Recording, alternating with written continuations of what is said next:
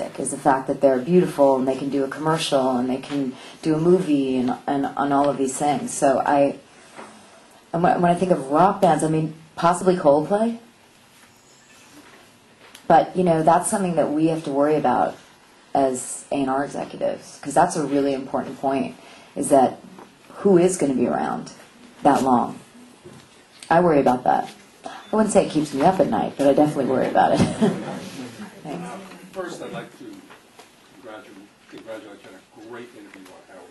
Oh, thank you. Oh, God, you got a panty shot. Jesus. Are you kidding me? I was like, well, I don't understand. Where is that camera? Like, I was like, where is the camera? How is that possible? I got up from the... I couldn't believe it. I was like, oh, my God. But you know what I have to say? I'm going to write him a note, because he did me a solid today. I mean, he could have murdered me on that show. And he actually took the time to read the book and was genuinely interested and gave me a platform to say, who are you? Who the hell are you? You look like Paula. Were you there to replace her? What do you do? What is a songwriter? And it was so good to finally be me. I could be me, because I'm actually kind of fun, and I'm a lot cooler than that girl on American Idol, so I got to go there today. I got to, be a little potty mouth, not to recommend that to you kids. But, I got to be me, and I feel like I haven't been able to be me completely.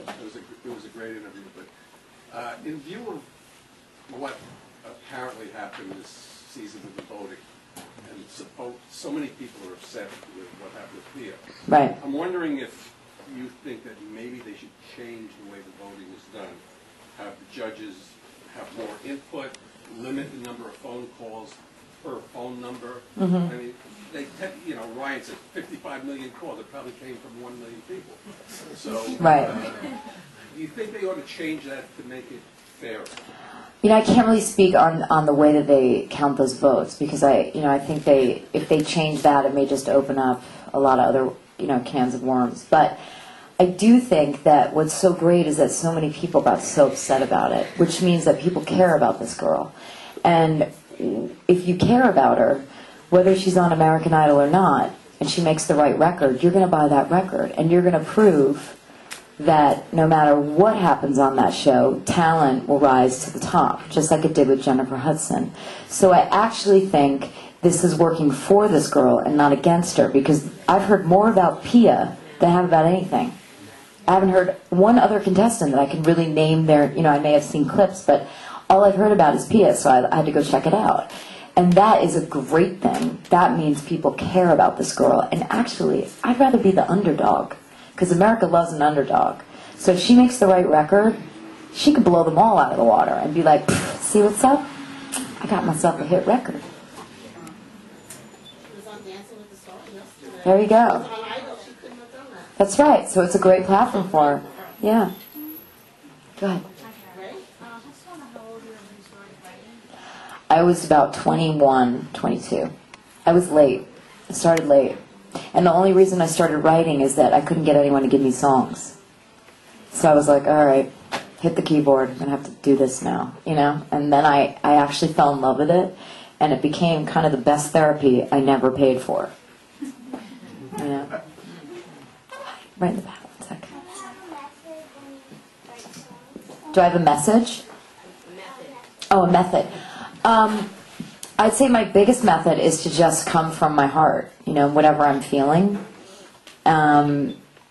It's just a great way to go into a room and go, all right, what am I feeling? What are you feeling? And we try to figure out a common denominator, like a common place for where we're both at, and start from there.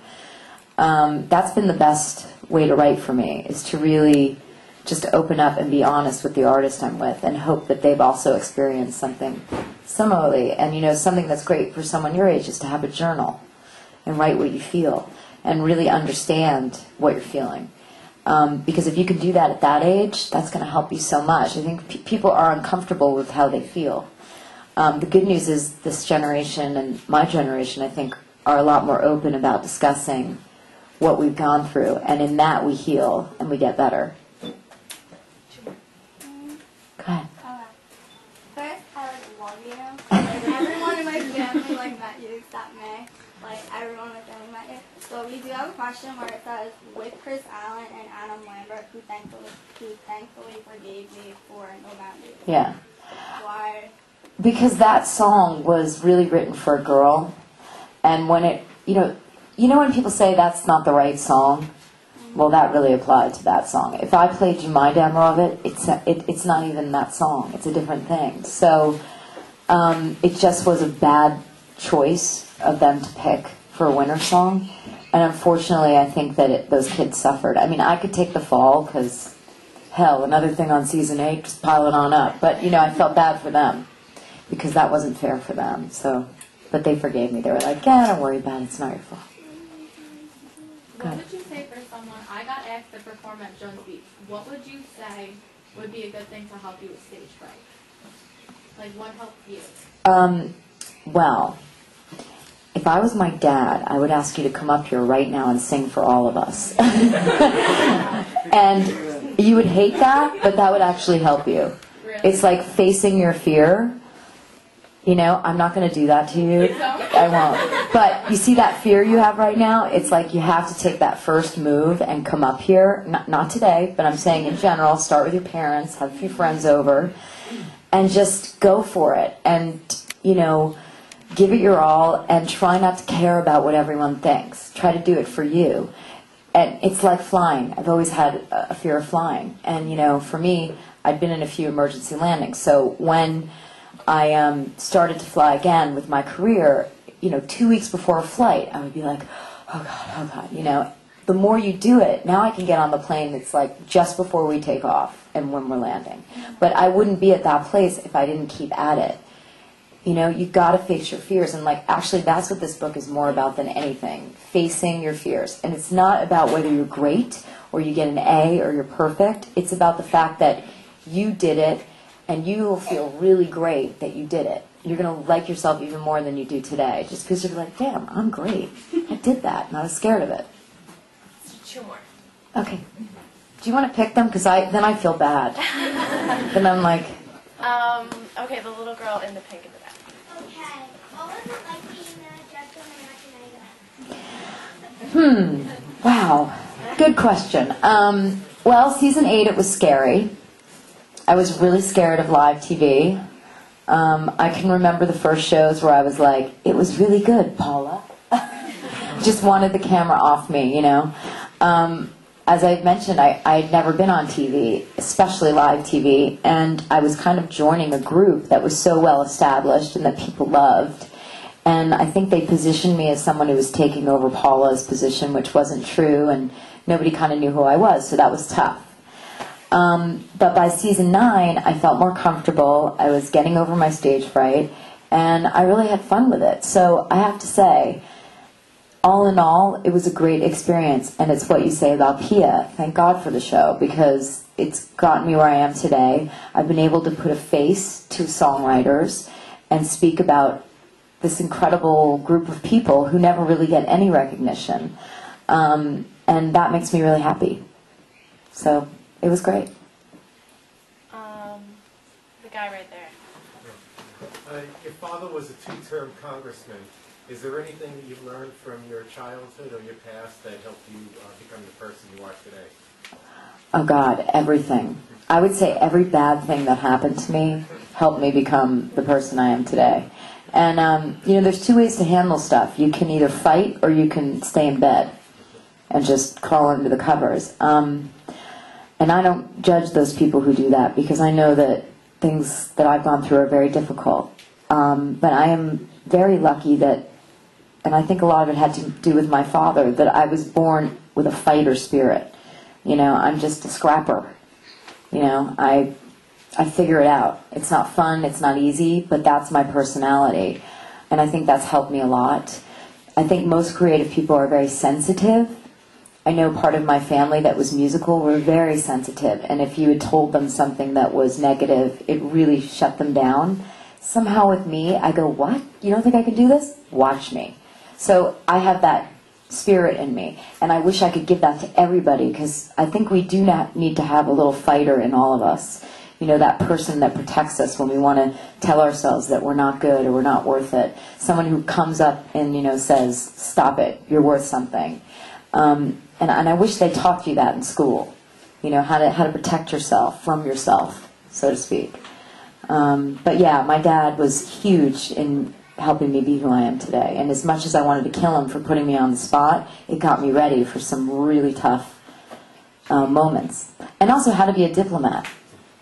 Politicians are the best, you know, how to diffuse those hard questions without going, what? You know, screaming at the, sometimes you just want to scream at whoever's asking you these horrible questions. You can't even believe that someone would actually straight face say that to you, but you just have to be like, okay, I'm going to take a deep breath before I answer you. Yeah. Okay.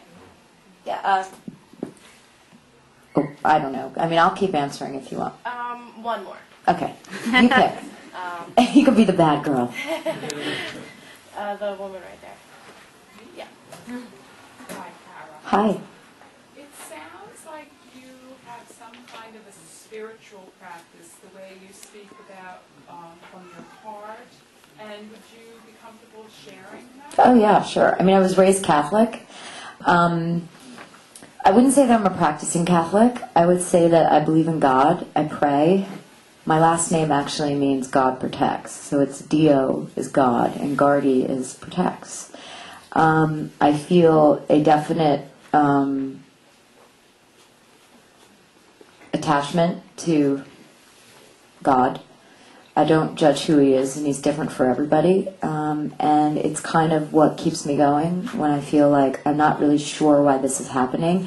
And the older I get, the more I realize that life is just this incredible journey, and we're almost like chess. It's a chess game. Sometimes you have to go through this terrible place in order to get over here, and then it all makes sense 10 years later, and you're like, oh my God, why did I get so worried about that? It was all going to work itself out. But you can only see that when you get to be a certain age. But I do believe that God has a huge hand in that. But I think it's a very personal thing for people. So I would say that I believe in God and I pray. It's touching to hear you say living from your truth, because so many people are afraid to tell the truth to their spouse, Yeah. to their children, to their family. You know, to live their lives in honesty is so hard for so many. I know. And, you know, I've come to learn that and practice it. And it changes your life. It changes your life. It does. I mean, even this book, it's like, my dad and I are like closer now because of the book. And it made me start to think, like, should we all write books? Like, is that, you know, because people, when they read a book, like when you tell somebody something, it can come off the wrong way. It can come off from a place of anger. It can come off from being hasty. But when you write a book, you write it and then you edit it and you go back and you refine it to a place where you're like, this is really what I meant. And when the person reads it, they're open to it, and they actually go, oh my God, I never saw it from where you were at, and it brings you closer. So I actually have so much to be thankful for about writing this book, because I think my dad, you know, my mother's not here, but my dad definitely is like, huh, wow, I didn't really know that about you, or I didn't, you're kind of a lot more things than I thought, and that is like really special when you can at 40 years old, your father's 70, have that experience. It's like, wow, why didn't we do this 20 years ago? Did he apologize to you for pushing you so hard as a kid? Yeah, he did. He said, you know, I didn't know you felt that way. And I'm really sorry. And I said, well, you know, don't be too sorry because it helped me. But, yeah, it wasn't fun. I mean, and you know what? We went to a USO luncheon yesterday between some stuff we were doing, and we just so happened to be at the Waldorf Astoria, where it was that he used to pitch me. And I looked up and he's like, look, remember you sang right there? And I was like, oh God, do you have to go back there? You know, because I remember the bathroom, because, you know, I had to use the bathroom. I went in and I remember being 13 years old and looking in the mirror and singing the song over and over and waiting for them to call me and just being like so nervous. And now I can walk in there and it was so weird because he's like, remember? And I'm like, God, I do. I'm also glad that's over. Thank you, guys. Thank